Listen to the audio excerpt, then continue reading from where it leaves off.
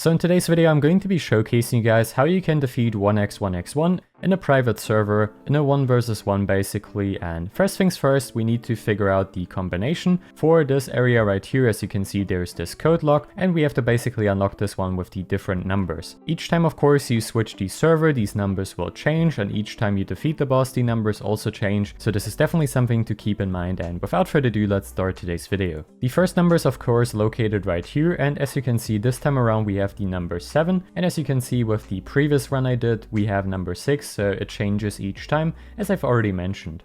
The second number is located right over there, where you can teleport back to the Hunt event hub, and as you can see we have a number 5 for red. The next number is going to be located on the moon base, and this one is going to be the blue one. I will showcase this one in a couple of seconds. I should mention that in order to defeat the boss, of course, you will need at least the rocket launcher, and if you want to defeat this one solo, you will also need this pet, and you will see exactly why you need this one in a couple of seconds. As you can see, here we have the next number, which is going to be the blue one, and this time around we have a 0.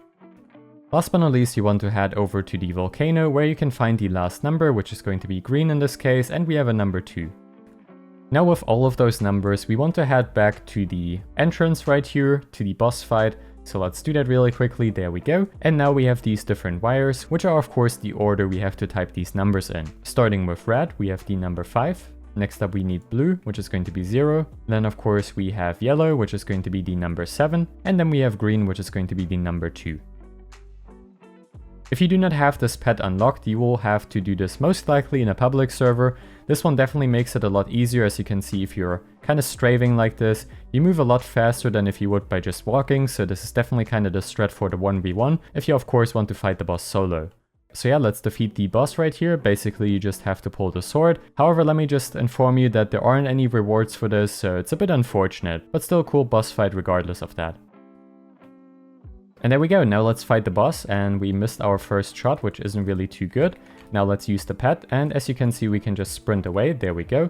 Once again use the pet, and this is basically the process of 1v1ing the boss. This is actually making this boss fight a lot easier if you use this pet, so that's why it's really important to have it. It's very beneficial in my opinion for the 1v1 right here against 1x1x1. So yeah, let's just defeat him really quickly, and that basically concludes the video already. Hopefully this was informative. It's a bit unfortunate there aren't really any rewards for this, not even a badge, which I think is kind of unfortunate. I was kind of hoping for a badge, but yeah, like I said, there isn't really anything that you get from this, but still cool regardless of that.